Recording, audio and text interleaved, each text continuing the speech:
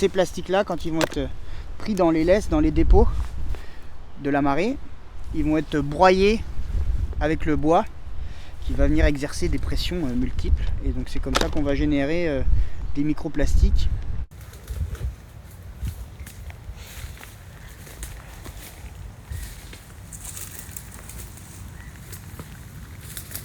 Sur 1 mètre carré, on trouve 4 kg de plastique, 20 000 débris.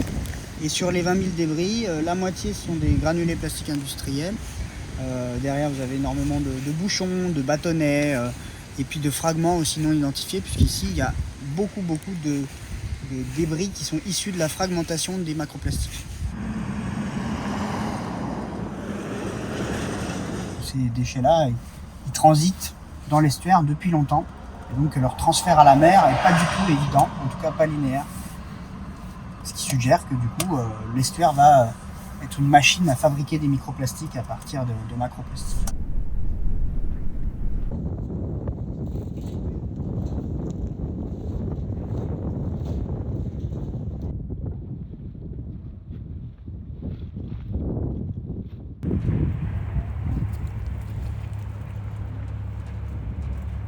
C'est le dernier pansement qui peut être mis en place pour pouvoir les capter, clairement. Sans filet, c'est vers le milieu et après c'est sa fragmentation et c'est microplastique et après c'est fini, on les aura plus. On ne peut plus les capter.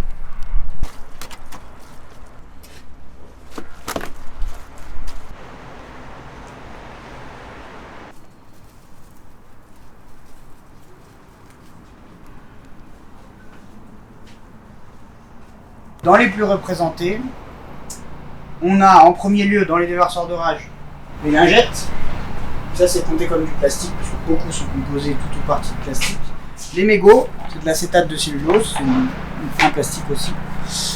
L'emballage du paquet de cigarettes, c'est le blister, plastique. Et puis confiserie,